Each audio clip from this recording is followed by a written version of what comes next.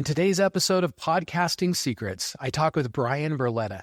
Bryan is a seasoned ad tech expert with more than 13 years of experience in the podcasting industry. Discover Bryan's secrets to monetize your podcast through advertising, from strategic ad placements to creating high-performing, authentic endorsements. Learn why trust and engagement matter more than download numbers, and how to avoid common pitfalls that could alienate your audience. This episode is packed with insider tips and strategies you can't afford to miss. Hello, incurable creators. I'm excited to bring you some bonus episodes featuring exclusive interviews from the 2023 PodUp Virtual Podcasting Summit. Each Thursday for months, you're going to hear interviews from a diverse range of podcasting and marketing experts. My hope is these repurposed interviews will inspire you with new ideas and insights to take your podcast to the next level. And of course, remember to listen every Tuesday for our regular episodes of Podcasting Secrets as well. Now, let's dive into today's bonus interview from PodUp's 2013 Podcasting Summit. Hello, I'm Nathan William, the CEO of PodUp and your host for the Podcasting Summit. Thanks for joining us for this interview with Bryan Barletta. Bryan is a partner at Sounds Profitable. He runs a podcast called the Sounds Profitable Podcast, and he's a seasoned professional who's worked for more than 13 years in the ad technology space, including tenured experience at podcast companies like Megaphone and Claritas. He also was part of the team that created the world's first shakeable ad in 2009. On this interview, we're going to talk about how to monetize a podcast with advertising. Thank you so much for joining us, Bryan. Incredibly excited to be here. Thanks for having me. Can you start off by just sharing with us a little bit more about your journey to become an expert in podcasting advertising? Absolutely. So weirdly, I wanted to be a history teacher, but did not succeed at that journey and fell into ad tech about when the iPhone came out. I worked a lot in the mobile advertising space, helping developers figure out how to monetize their apps, work with major companies, pull all the technology together and make it work better for people. And it was very, very fun. Halfway through my career, I had the opportunity to work at a company that was building an attribution piece of software specifically for podcasting. I mean, that's not fair, actually. A salesperson said yes, that it could work in podcasting, and we pivoted the entire company to focus on that. We split off and we started Barometric. So Barometric was the first attribution in podcasting. We were sold to Claritas, so I was over there for a little while after the transition. And then I went over to Megaphone as senior product manager of data and monetization. So helping them write the ad server and improve that there, the data pipeline. We parted ways in August of 2020, and I realized that I love the podcast space, and I'd accumulated all this knowledge more in a sales engineer and product management type role. But there were so many people out there that couldn't tell you the difference between a download, a listen, and a stream. And back in 2020, the boom was just starting to happen. So we had so many people joining the space, and even middle management and C-level people didn't understand how these things worked. So my fear was that the entry-level people weren't going to get the right education. Originally started up in collaboration with Pod News. We've since ended our relationship with them. But we grew this idea of educating people through our newsletter into something so much more. We have the podcast that mimics the newsletter. We have the webinars that we do with Tom Webster, who previously 20 years at Edison Research, the face of research in podcasting. We do free public research with everybody for personal use. Now we're up to 6 issues of our newsletter a week, built to enable the people in the mid to enterprise side of podcasting to really hone their craft, better their career, and make this industry grow not to $2 billion or $4 billion, but to $20 billion. For that explanation, and congratulations on the wild success that you've had. Thank you. Let's say that there is a podcaster who is just starting out with podcast. What does that person need to know at this stage to position themselves for advertising when the time is right? And when would be that right time for them to start looking at advertising? Let's make the assumption that you're going into this with a business mindset, right? You do want this to be a career and a profession. You do believe that it can be a revenue source for you. You're not hoping that your content is organic enough that you don't have to edit it and you just throw it up there and people just love it and they need it. That time's past. Let's be honest about that. You're competing with so much other content out there. So for the person who's trying to build a business and a craft around this, I think it's incredibly smart to think through as you produce your show, where the appropriate breaks would be to put ads. I am personally not a fan of the pre-roll right at the start of the show. Let's say it's my first time listening to you, even if you've been going at it for 5 years. Crooked Media does this, and it drives me nuts. It starts off, this episode of Pod Save America is brought to you by Simply Safe, right? I don't know who you are. I don't know what we're going to talk about today, and we're immediately trying to sell me. Also, that's the moment when my phone is literally in my hand because I just pressed play, so I'm most ready to skip. I also think at the absolute end, you're throwing that away. You're burying it. That's not really tasteful to the relationship there. So as you're building it, think about the segments between your intro and when you get people hyped about what you're going to talk about today or why they're listening to this specific episode before you get to the meat. That's a great break there. Some space within the core, the body of the podcast, segment things out, differences in topics, where you change and pivot or you move into different sections. And then, of course, before you get to the outro.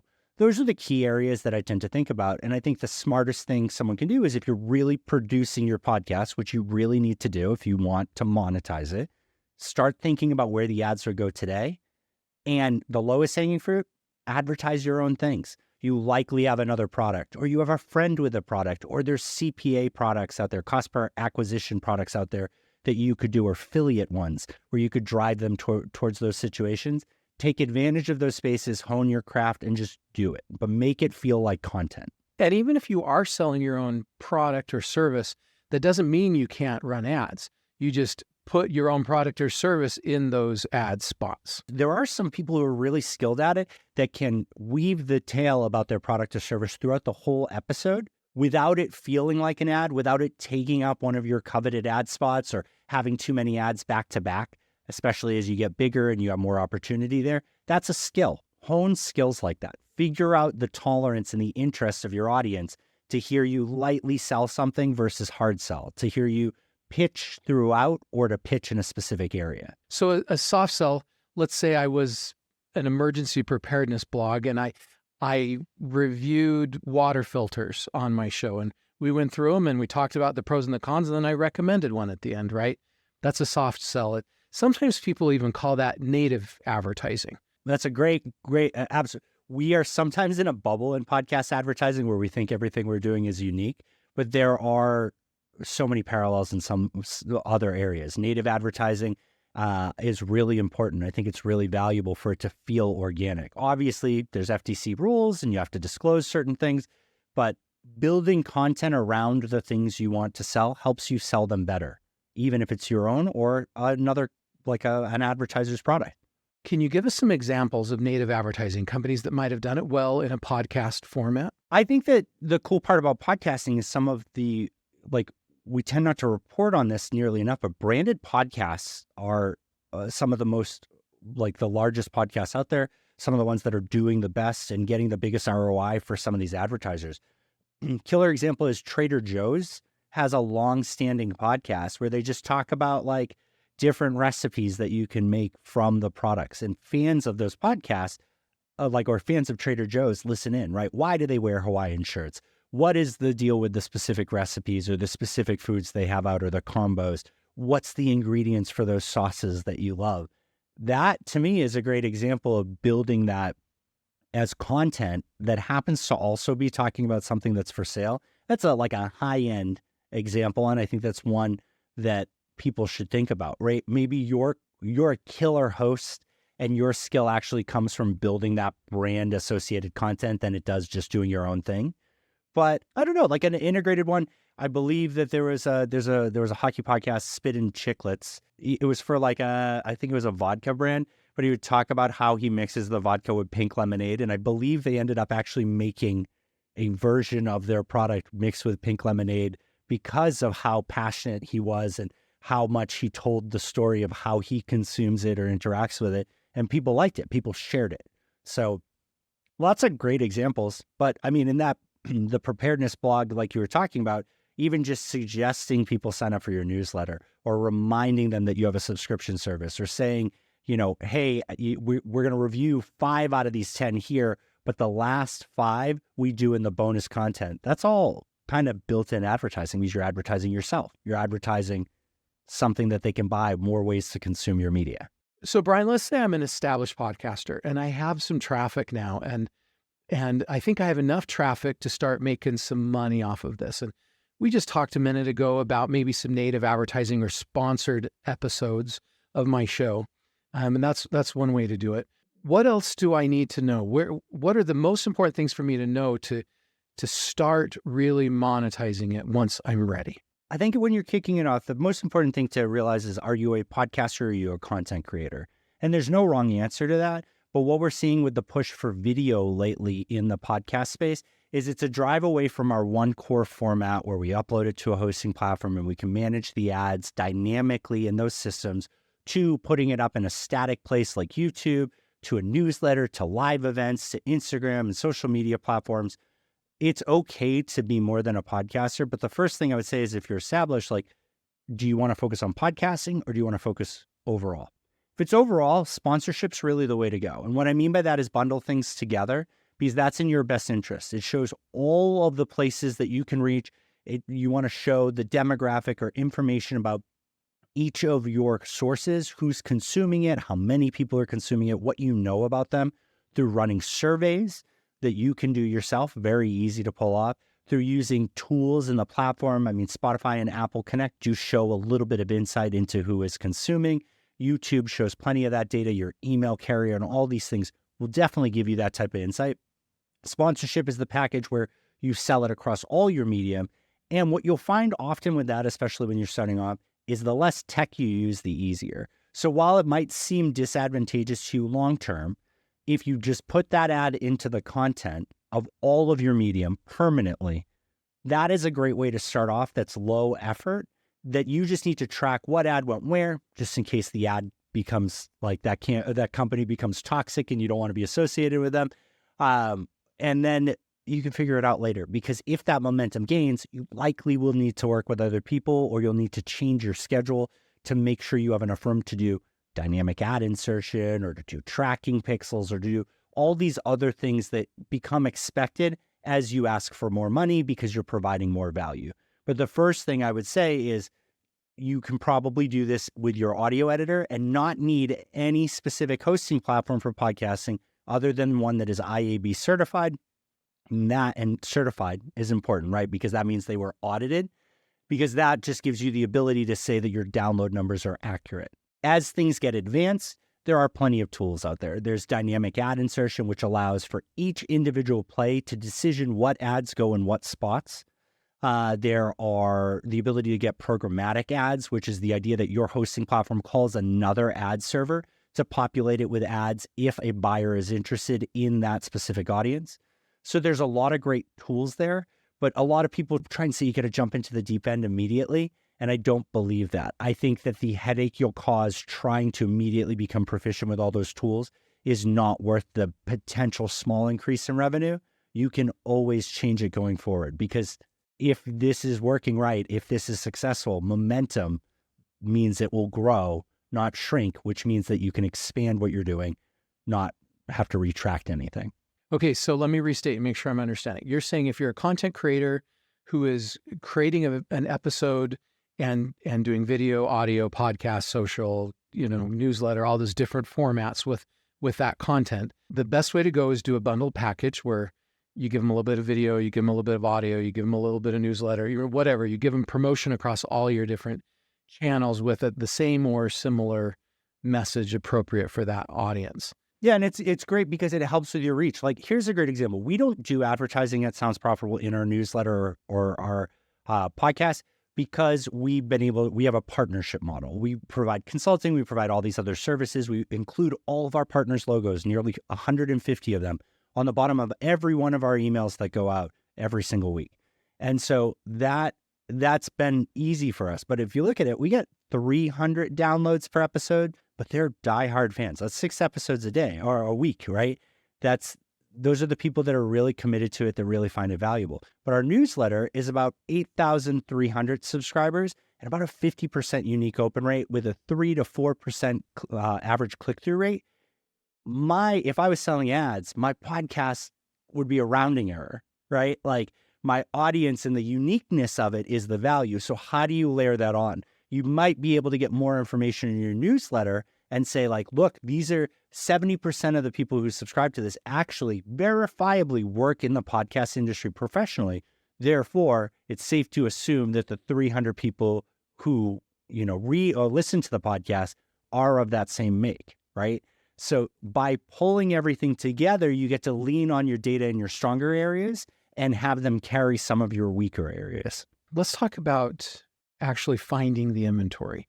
So at the beginning, when I'm first starting, I can either create ads that promote my own products or services, or I can go directly sell them to somebody, or I can go use an existing ad network to bring programmatic ads into my platform. Can you maybe talk about each of those options and the pros and cons of those? The most important thing to remember is that no one's going to sell your inventory better than you.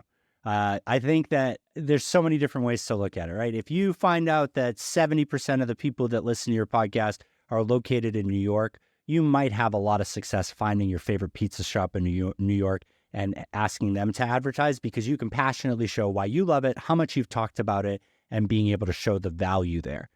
When you're working with somebody else, if they're outside of your company, you're one of many things that they're selling.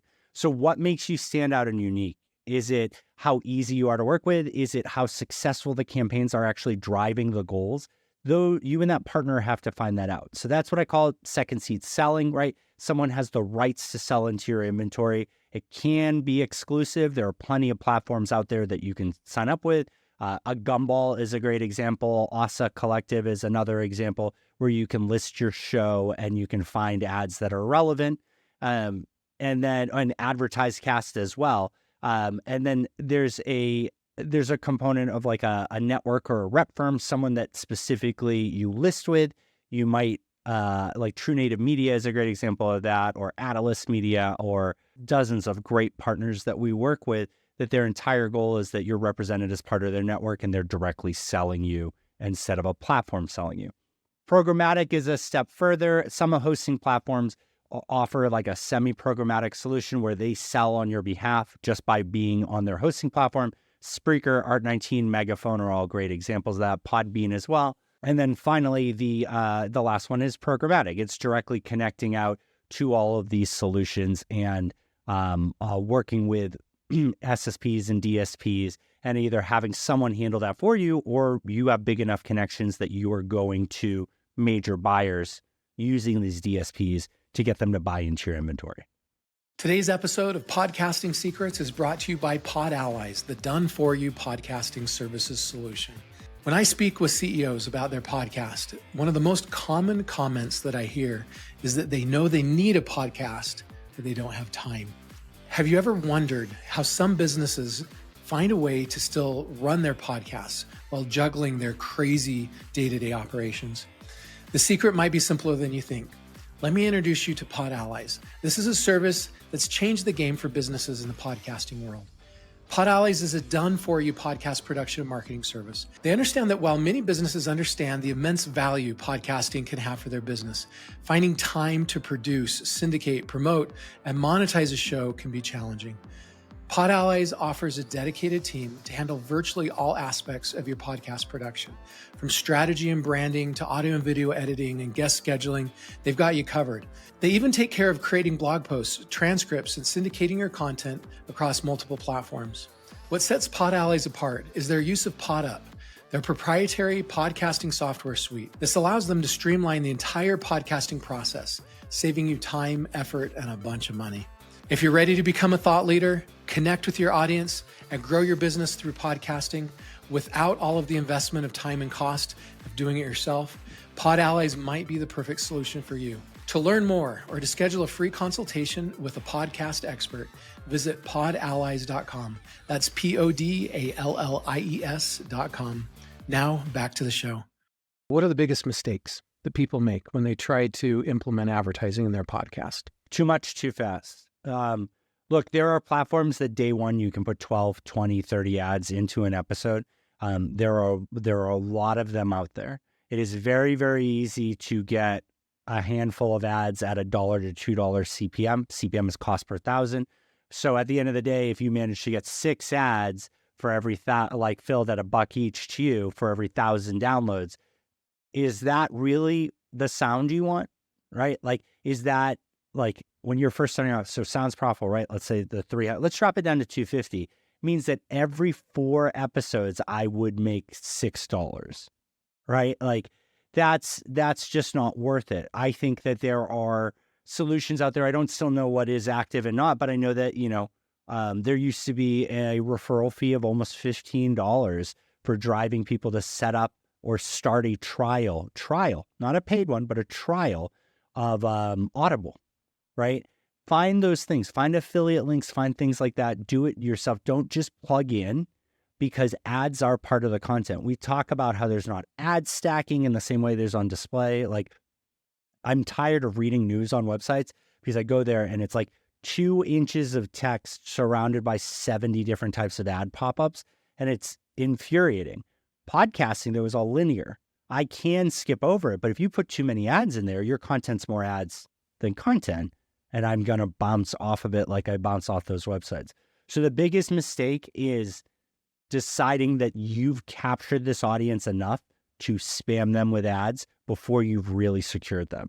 Remember that there are millions of podcasts out there and people who want their attention. So determine, do you have their attention before you start selling that attention to somebody else? So it's not just followers, it's not just downloads, but maybe it's people that are paying attention, or maybe even people that trust you. How does trust play a factor into the ad sales marketplace and ad delivery? The fall of Twitter depresses me, but it's been very interesting to look at because there are so many people on Twitter that have massive follower accounts, but their engagement is trivial. So the point where Twitter's masked some of this as things have grown, as bot farms have been detected and all of that. The same thing can happen in podcasting. Just because somebody has high downloads doesn't mean that they have high engagement. Whether it's the type of show isn't that lean in, or that their downloads are generated in ways that are passing by, right? They might do a lot of episode drops with other partners where the episode is dropped into somebody else's feed. They might have it on their website. They might, I don't know. There's a billion ways that like not each download is created equally.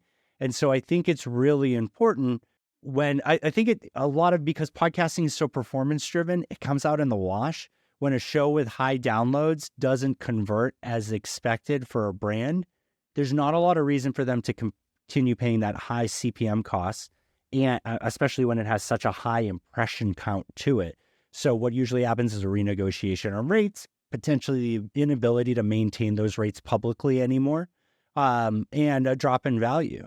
I think that the performance nature of podcasting has meant that high numbers don't necessarily translate the same way. And so advertisers like to see that you can call people to action, that you have 10,000 people downloading the podcast and you've gotten 1,000 of them to fill out a survey, right? That's 10%. That's higher than industry averages for surveys.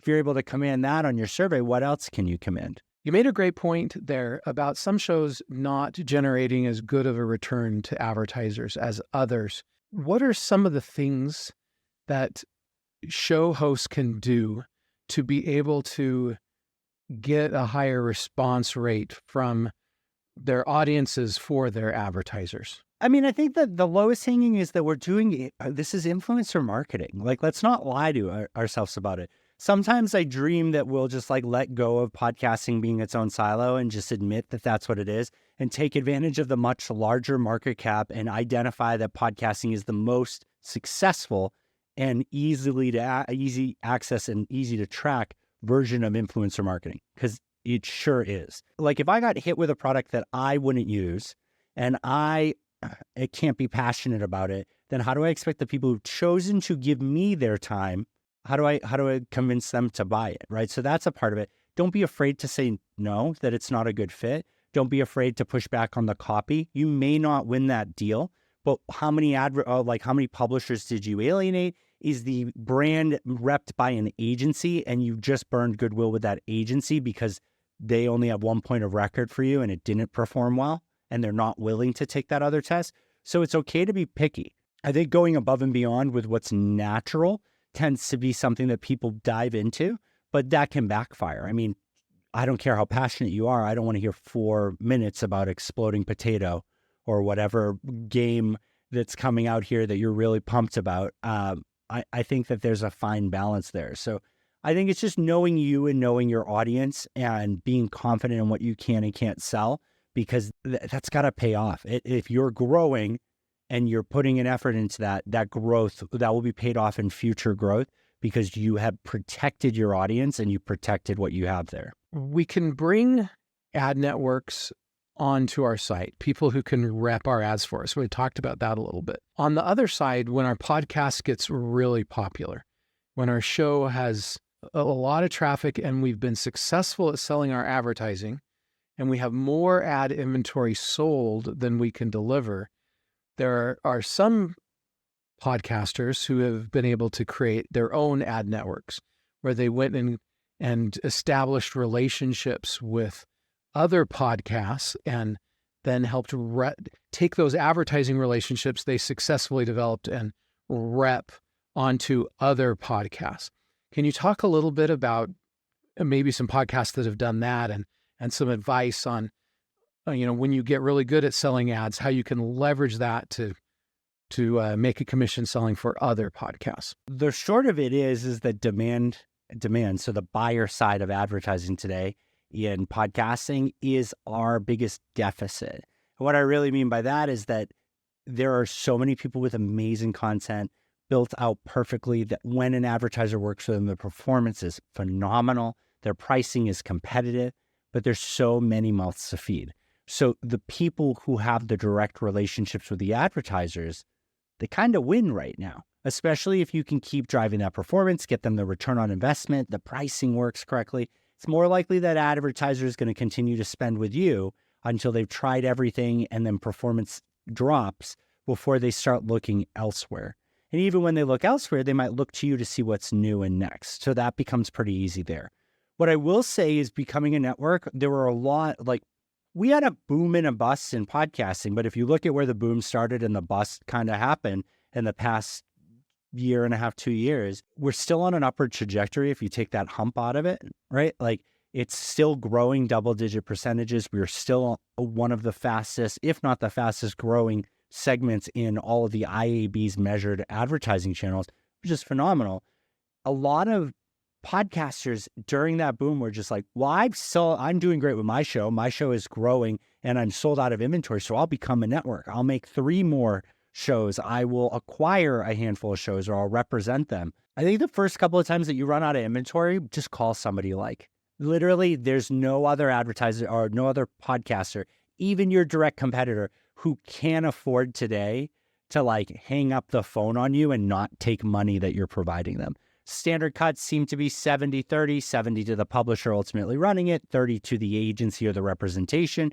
Obviously, if you're representing someone else and going further, you might take a smaller cut there. But figure out how often you have to do that before you start growing. I don't think it is the smartest idea to grow because it happened once. Maybe 5 or 6 times, but even after the 3rd time, start getting preferred deals and then figure out what you can do there. I'd say to set yourself apart, niche down. Areas that I think people are killing in it, and there's a handful of examples. I mentioned Adalist earlier. They did that for women-focused content. There's also Dear Media is a killer example of that. I'm a big, big fan of how these companies are going about that and saying, this is our audience, this is our type of content, this is what we do that's unique. Everybody in our network represents that. That allows an advertiser to not have fatigue when picking on there. You know what? I'm gonna actually point out 2 people who didn't do it and have had immense growth, and that would be Jordan Harbinger, the Jordan Harbinger podcast, and Jack Rhysider, I forget how you say his last name, of Darknet Diaries, who've had immense growth, who've considered expanding to multiple shows or to being their own network, but have found more satisfaction in just selling all their available inventory, using that money to grow their show further, challenge and try in other mediums and in video and live events and all those different things, instead of trying to scrap together to just get a little bit more money, just to command a little bit more attention, which I think ultimately puts things at risk. Because if you vouch for a show and you run it on it and your show is doing great performance-wise, but that show is doing poorly, it averages and you get hurt by that. What advice do you have for us on creating high-performing ads? God, that's such a good one. We're in the age where we're finally starting to pay attention to the audio creative. Stu Redwine over at Oxford Road is hands down one of my favorite people on the audio creative space. Oxford Road has the Media Roundtable podcast, and he has Ad Infinitum, is like an every other week show inside of that. I highly recommend checking it out. Stu understands the history of advertising and audio advertising better than anybody else. He's going to kill me. I forget. There's like 5 key components to what makes a compelling ad. A lot of it is just personal, right? I think that if you're a creative agency, you know how to build something that will work in any format for your brand. You figured it out. You've done the A/B testing on Facebook ads and display ads and maybe even video. So you have a general feel for that. Just don't run radio ads and podcasting. Understand your audience. For host endorsed, genuine, quick, to the point, something that people can relate to, and that personal endorsement. You listen to the Sounds Profitable show, and I know that I like this new show, so that's why I know you'll like this show, right? That's a killer endorsement, because you show that person how they relate to you and how their trust in you extends to your belief and your like of this product or other show or whatever you're advertising. Yeah, there's a lot of radio hosts that have been very effective with that, the Glenn Becks of the world. Even in historical media, that model has been very effective. I did consulting for a company that did garage organization products, right? And one of their local affiliates went to the local TV station, and they found the weatherman that people liked, and they offered a free garage organization to this weatherman. And so they completely redid this weatherman's garage, and then they hired him to record ads about his new garage and how much he loves it and what a great job the company did. And then they took those ads he recorded and bought ads on that TV station.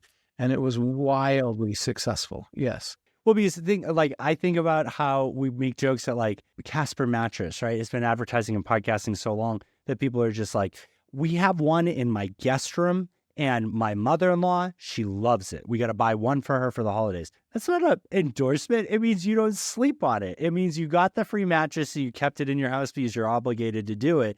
You don't love it. But like, there are a handful of things that I swear by, right? There are things that like I just can't get through my day without it. I don't know how many Yeti thermoses I have throughout my house, but I probably would not be hydrated without those. You have to be passionate about it. You have to like it and believe it if you're trying to sell it to somebody else. And just remember, there are not a lot of places where you can do host endorsements for things anymore. Like that TV one, I wonder how long they were allowed to run that, because does that get around some rule, right? Like on the same network that this person's on. Yeah, they would have had to disclose that for sure. Sure. Yeah. But like they had to go a very circuitous way to do that. They couldn't have gone to the TV station, said, we want to buy this and this is what they want to do it. They did it, had the creative and ran it, and it was approved probably very reluctantly, because if not, everybody would follow that model. Why wouldn't you grab the host? Why wouldn't everybody in TV be rolling around in brand new cars or brand new swing sets in their backyards so that they could build the ads on there that are endorsement? Podcasting has that endorsement. It is allowed. It's part of it. It's the first thing we did. Bryan, thank you so much for sharing your wisdom about podcast advertising with us today. If our audience has enjoyed what they've heard and they want to learn more about you and your services, what are the best ways for them to do that? Yeah, absolutely. So soundsprofitable.com is our main website. You can get everything for free there. We have a newsletter. There's 2 fields. One is specifically our thought leadership piece on Wednesday, and what we call the download recap, which is a weekly coverage of all the things in the business of podcasting and what you need to know about them. But then we've decided to expand that. We do a weekly or daily rather, Monday through Thursday. That's really the expanded version of that recap. You can sign up for all of that on our website. We also list all of our research studies dating back over a year now, as well as the events that we're going to attend at, our resources like the glossary, the Podscape, and soon a product called Brands in Audio, which is a database of branded podcasts and ideally advertisements in the future. All that's available on soundsprofitable.com. And of course, if you subscribe to the newsletter and hit reply, it goes to me. We're a small team. It's me, my partner, Tom Manuela, who runs operations, and Gavin, who runs content. We all take it very seriously and personally, and we respond to everything. And for those of you that are watching and listening, I encourage you to please click on the link below and take a look at the VIP upgrade package. It's completely free, and there's 4 super cool bonuses that you can get. And I wish you success as you work to monetize your podcast and maybe even through advertising. Thanks, and have a fabulous day. And here are my key takeaways from this episode. Number 1, when starting a podcast with monetization in mind, consider appropriate ad placement during production, avoiding pre-rolls and end-of-show placements. Number 2, for new podcasters, using your own products or affiliate marketing in ad spots can help hone skills before seeking external advertisers. Number 3, established podcasters should consider whether they want to focus solely on podcasting or expand to other content formats when planning monetization strategies. Number 4, bundling different content formats such as podcast, video, newsletter, etc. can be an effective way to sell sponsorships and showcase your total reach. Number 5, when starting out, it's often simpler and more effective to manually insert ads into content rather than immediately adopting complex ad tech solutions. Number 6, trust and engagement are crucial factors in ad sales, often more important than raw download numbers. Number 7, podcasters should be selective about the ads they accept, ensuring they align with their audience and personal values to maintain trust. Number 8, creating high-performing ads often involves personal endorsements and relating the product to the audience's connection with the host. Number 9, becoming a podcast network or representing other shows should be considered carefully and only after consistently selling out your own inventory. And finally, number 10, resources like Sounds Profitable offer education and insights for podcasters looking to monetize and grow their shows professionally. Thank you so much for joining me for this episode of Podcasting Secrets. I wish you success in your podcast advertising. And if you're looking for a great podcasting platform that includes an ad platform, I recommend you check out PodUp. It has more than 35 integrated modules, which includes an ad module that help you to create, grow, and monetize your business around a podcast. And you can get a free trial at podup.com.